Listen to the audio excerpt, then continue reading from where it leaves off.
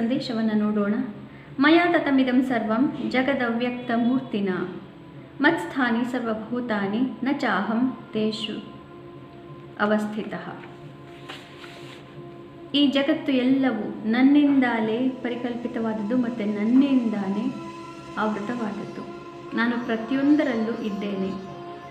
ಅವೆಲ್ಲದರಲ್ಲೂ ನಾನಿದ್ದರೂ ಕೂಡ ನನ್ನಲ್ಲಿ ಅವೆಲ್ಲವೂ ಇಲ್ಲ. ಅಂದರೆ ನಾನೇ ಸೃಷ್ಟಿಕರ್ತ ಆದರೂ ಕೂಡ ಅವರ ಎಲ್ಲರಲ್ಲೂ ನಾನೇ ಜೀವವನ್ನು ಇಟ್ಟಿದ್ರೂ ಕೂಡ ನನ್ನ ಸನ್ನಿಧಾನ ಅಲ್ಲಿ ಎಲ್ಲ ಕಡೆಯೂ ಇರೋದಿಲ್ಲ.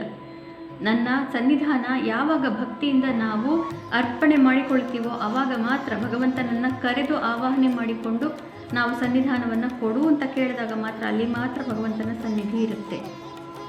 ಅವನೇ ಸೃಷ್ಟಿ ಮಾಡಿದರೂ ಕೂಡ ಎಲ್ಲ ಕಡೆಗೂ ಸುಮ್ಮನೆ ಅವನ ಅನುಷ್ಠಾನವನ್ನು ನಾವು ಕಲ್ಪನೆ ಮಾಡಿಕೊಳ್ಳಿಕ್ಕೆ ಸಾಧ್ಯವಾಗೋದಿಲ್ಲ.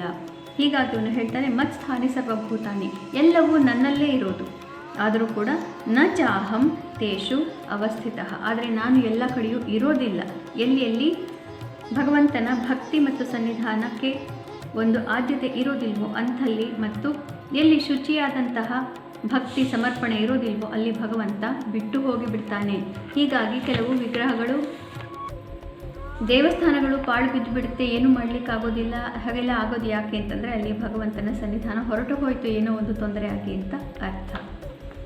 ಇಂದು ಶ್ರೀ ಪರಾಭವನಾಮ ಸಂವತ್ಸರಿ ಉತ್ತರಾಯಣ ಗ್ರೀಷ್ಮ ಋತವು ನೀಜ ಜ್ಯೇಷ್ಠ ಮಾಸೆ ಶುಕ್ಲ ಪಕ್ಷ. ಇಂದು 17ನೇ ತಾರೀಕು ಬುಧವಾರ, ತೃತೀಯ ತಿಥಿ ಹಾಗೂ ಇಂದು ಪುನರ್ವಸು ನಕ್ಷತ್ರ.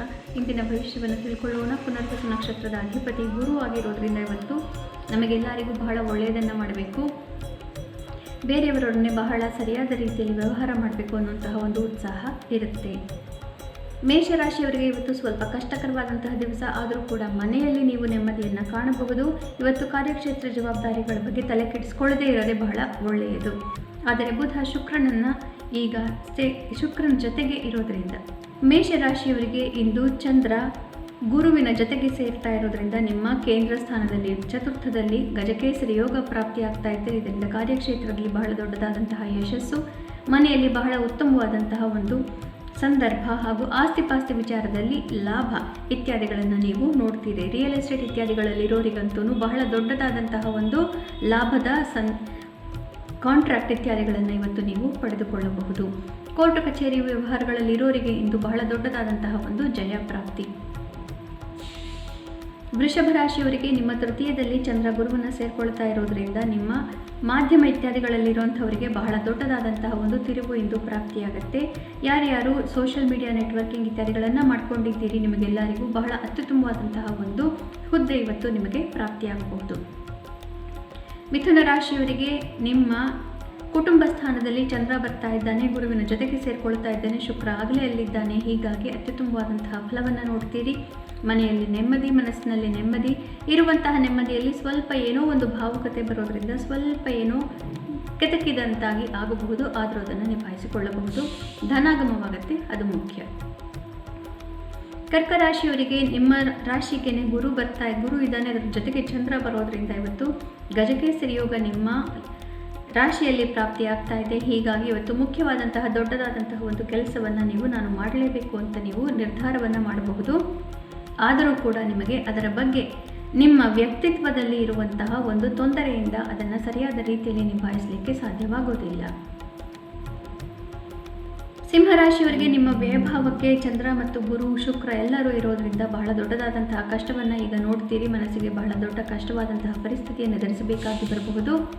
ಮುಖ್ಯವಾದಂತಹ ಕೆಲವು ಪಾರ್ಟ್ನರ್ಶಿಪ್ ವ್ಯವಹಾರಗಳಲ್ಲಿ ಹಾಗೂ ಮಿತ್ರತ್ವಗಳಲ್ಲಿ ದೊಡ್ಡದಾದಂತಹ ಒಡಕು ಸಂಭವಿಸಿ ಅದು ನಿಜವಾಗಲೂ ಒಡೆದೇ ಹೋಗಬೇಕು ಅನ್ನುವಂತಹ ನಿರ್ಧಾರವನ್ನು ಮಾಡಬೇಕಾಗಿ ಬರಬಹುದು. ಕನ್ಯಾ ರಾಶಿಯವರಿಗೆ ಇಷ್ಟಾರ್ಥ ಸಿದ್ಧಿ, ದೊಡ್ಡದಾದಂತಹ ಮನಸ್ಸಿಗೆ ನೆಮ್ಮದಿ ಬರುವಂತಹ ಒಂದು ಸಂದರ್ಭವನ್ನು ನೀವು ನೋಡ್ತೀರಿ. ಯಥೇಚ್ಛವಾದ ಧನಾಗಮದ ಸೂಚನೆಗಳು ಕೂಡ ಇರುತ್ತೆ. ಬಿಸ್ನೆಸ್ ಇತ್ಯಾದಿಗಳಲ್ಲಿ ಇರೋರಿಗಂತೂ ಅತಿ ಹೆಚ್ಚಾದ ನೆಟ್ವರ್ಕಿಂಗ್ ಸಾಧ್ಯವಾಗುತ್ತೆ. ಹೆಚ್ಚಿನ ಧನ ಮಾಡುವಂತಹ ಅವಕಾಶಗಳು ಪ್ರಾಪ್ತಿ.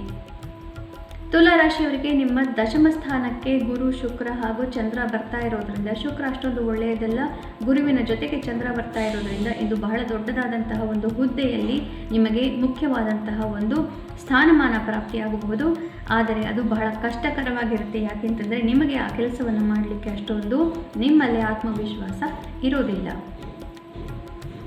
ವೃಶ್ಚಿಕ ರಾಶಿಯವರಿಗೆ ನಿಮ್ಮ ನವಮಕ್ಕೆ ಗುರುವಿನ ಜೊತೆಗೆ ಚಂದ್ರ ಬರ್ತಾ ಇದ್ದಾನೆ. ಹೀಗಾಗಿ ನಿಮ್ಮ ತಂದೆ ಅಥವಾ ನಿಮ್ಮ ಬಾಸ್ ಇತ್ಯಾದಿಯವರಿಗೆ ಈಗ ಬಹಳ ಒಳ್ಳೆಯದಾಗುವಂತಹ ಸಂದರ್ಭ. ಇದನ್ನು ನೀವು ಉಪಯೋಗಿಸಿಕೊಂಡು ಎಷ್ಟು ನಿಮಗೆ ಒಳ್ಳೆಯದು ಮಾಡಿಕೊಳ್ಳೋಕ್ಕೆ ಸಾಧ್ಯವಾಗುತ್ತೋ ಅದನ್ನು ಮಾಡಿಕೊಳ್ಳಬಹುದು. ಆದರೆ ಇದಕ್ಕೆ ವಿನಯ ಮತ್ತು ಸಮರ್ಪಣೆ ಅವಶ್ಯಕ. ಭಗವಂತನ ಧ್ಯಾನ ಮಾಡೋದನ್ನು ಮರೆಯಬಾರದು. ಧನು ರಾಶಿಯವರಿಗೆ ನಿಮ್ಮ ಅಷ್ಟಮದಲ್ಲಿ ಚಂದ್ರನೊಳಗೆ ಗುರು ಸೇರ್ತಾ ಇದ್ದಾನೆ. ಹೀಗಾಗಿ ಈಗ ಮುಖ್ಯವಾದಂತಹ ನಿಮ್ಮ ವೈಯಕ್ತಿಕವಾದಂತಹ ಒಂದು ಸಂಬಂಧದಲ್ಲಿ ಅಥವಾ ಕೆಲವು ವೈಯಕ್ತಿಕ ಸಂಬಂಧಗಳಲ್ಲಿ ಬಹಳ ದೊಡ್ಡದಾದಂತಹ ಒಡಕು ಉಂಟಾಗುತ್ತೆ. ಇನ್ನು ಮುಂದುವರಿಯೋಕ್ಕೆ ಆಗೋದಿಲ್ಲ ಅಥವಾ ಮನಸ್ಸಿಗೆ ಬಹಳ ಕ್ಲೇಶವಾಗುವಂತಹ ಬೇಸರವಾಗುವಂತಹ ಒಂದು ಪರಿವರ್ತನೆ ಈಗ ಆಗಬಹುದು. ಮನಸ್ಸಿಗೆ ಕ್ಲೇಶ, ಹೀಗಾಗಿ ಧ್ಯಾನಾದಿಗಳನ್ನು ಮಾಡಬೇಕು. ಇದರಿಂದ ನಿಮಗೆ ಮನಸ್ಸಿಗೆ ಸ್ವಲ್ಪ ನೆಮ್ಮದಿ ಪ್ರಾಪ್ತಿ. ಮಕರ ರಾಶಿಯವರಿಗೆ ನಿಮ್ಮ ಸಪ್ತಮ ಸ್ಥಾನಕ್ಕೆ ಕಳತ್ರ ಸ್ಥಾನಕ್ಕೆ ಗುರು ಇದ್ದಾನೆ, ಅಲ್ಲಿ ಚಂದ್ರ ಕೂಡ ಬರ್ತಾ ಇದ್ದಾನೆ. ಹೀಗಾಗಿ ಸಪ್ತಮದಲ್ಲಿ ಗಜಕೇಸರಿ ಯೋಗ. ಇದರ ಅರ್ಥ ಏನು ಅಂತಂದರೆ ಬಹಳ ದೊಡ್ಡದಾದಂತಹ ಮುಖ್ಯವಾದಂತಹ ಒಂದು ಪಾರ್ಟ್ನರ್ಶಿಪ್ಪಲ್ಲಿ ನೀವು ಜಯವನ್ನು ಸಾಧಿಸಬಹುದು. ಹಾಗೂ ನಿಮ್ಮ ಪ್ರೀತಿ ಪಾತ್ರರಿಗೆ ಈಗ ಬಹಳನೇ ದೊಡ್ಡದಾದಂತಹ ಪ್ರಶಸ್ತಿ ಪ್ರಮುಖತೆ ಸಿಗುವಂತಹ ಒಂದು ವಾತಾವರಣ ಇರುತ್ತೆ. ಮತ್ತು ಕಾರ್ಯಕ್ಷೇತ್ರದಲ್ಲೂ ನೀವು ಮತ್ತು ನಿಮ್ಮ ಪ್ರೀತಿ ಪಾತ್ರರು ಈಗ ಬಹಳ ದೊಡ್ಡ ಯಶಸ್ಸನ್ನು ಸಾಧಿಸುವಂತಹ ಸಮಯ. ಕುಂಭರಾಶಿಯವರಿಗೆ ನಿಮ್ಮ ಷಷ್ಠಭಾವದಲ್ಲಿ ಚಂದ್ರ ಬರ್ತಾ ಇದ್ದಾನೆ, ಅಲ್ಲಿ ಗುರು ಇದ್ದಾನೆ, ಶುಕ್ರ ಇದ್ದಾನೆ. ಹೀಗಾಗಿ ಈಗ ಬಹಳ ದೊಡ್ಡದಾದಂತಹ ಒಂದು ಎನಿಮಿ ಸಿಚುವೇಶನ್ ಅಥವಾ ಒಂದು ವೈರತ್ವದ ಪ್ರಕರಣವನ್ನು ನೀವು ಎದುರಿಸಬೇಕಾಗಿ ಬರಬಹುದು. ಬಹಳ ದೊಡ್ಡದಾದಂತಹ ಕೋರ್ಟ್ ಮ್ಯಾಟರ್ಗಳು ಇತ್ಯಾದಿಗಳಿಗೆ ಹೋಗುವಂತಹ ಒಂದು ವೈಮನಸ್ಯ ಈಗ ಉಂಟಾಗಬಹುದು. ಅಥವಾ ಅದಿದ್ದರೆ ಆಗಲೇ ಅದನ್ನು ಈಗ ನೀವು ಮುಖ್ಯವಾಗಿ ಗಮನವನ್ನು ಕೊಡಬೇಕಾಗಿ ಬರಬಹುದು. ಆರೋಗ್ಯದ ಕಡೆ ಕೂಡ ಗಮನ ಅವಶ್ಯಕ. ಮೀನರಾಶಿಯವರಿಗೆ ನಿಮ್ಮ ಪಂಚಮ ಸ್ಥಾನದಲ್ಲಿ ಗುರು ಮತ್ತು ಚಂದ್ರ ಒಟ್ಟಿಗೆ ಸೇರ್ತಾ ಇದ್ದಾರೆ, ಶುಕ್ರ ಅಲ್ಲೇ ಇದ್ದಾನೆ. ಹೀಗಾಗಿ ಈಗ ಮಕ್ಕಳಿಗೆ ಬಹಳ ಪ್ರಮುಖವಾದಂತಹ ಒಂದು ದೊಡ್ಡದಾದಂತಹ ಒಳ್ಳೆಯ ತಿರುವು ಜೀವನದಲ್ಲಿ ಪ್ರಾಪ್ತಿಯಾಗುವಂತಹ ಸಂದರ್ಭ. ನಿಮ್ಮ ಮಕ್ಕಳಿಗೆ ಬಹಳನೇ ಒಳ್ಳೆಯದಾಗುತ್ತೆ ಈಗ. ಮತ್ತು ಯಾರ್ಯಾರು ಮಕ್ಕಳಾಗಬೇಕು ಅಂತ ಆಸೆ ಪಡ್ತಾ ಇದ್ದೀರಿ ಅಂತಹ ಪೋಷಕರಿಗೆ ಈಗ ಮಕ್ಕಳ ಬಗ್ಗೆ ಒಳ್ಳೆಯ ಸುದ್ದಿ ಅಥವಾ ಗರ್ಭ ಸಾಧ್ಯವಾಗಬಹುದು. ಹಾಗೂ ನಿಮಗೆ ನಿಮ್ಮ ಬುದ್ಧಿವಂತಿಕೆಯನ್ನು ಉಪಯೋಗಿಸಿ ಮಾಡುವಂತಹ ಕೆಲಸಗಳಲ್ಲಿ ಅತಿ ದೊಡ್ಡದಾದಂತಹ ಒಂದು ಯಶಸ್ಸು ಈಗ ಪ್ರಾಪ್ತಿ. ಹಣಕಾಸಿನ ವಿಚಾರದಲ್ಲೂ ಕೂಡ ನಿಮಗೆ ಒಳ್ಳೆಯ ಸುದ್ದಿಗಳನ್ನು ನೀವು ಕೇಳಬಹುದು. ಧನಾಗಮ ಸಾಧ್ಯತೆಗಳು ತುಂಬ ಜಾಸ್ತಿ. ಪುನಃ ನಾಳೆ ಭೇಟಿಯಾಗೋಣ. ಅಲ್ಲಿವರೆಗೂ ನಿಮಗೆ ತಿಳಿದೇ ಇದೆ ಗೀತಾ ಶ್ಲೋಕಗಳ ಶ್ರವಣ ಪಠಣ ಮನನ ಲೇಖನವನ್ನು ಮಾಡುವುದರಿಂದ ಜನ್ಮಾಂತರದ ಪಾಪನಾಶ, ಭಗವಂತನ ಕಾರುಣ್ಯ ನಮ್ಮ ಮೇಲೆ ಸಾಧ್ಯ. ಶುಭಮಸ್ತು. ಶ್ರೀಕೃಷ್ಣ ವಿಜಯ.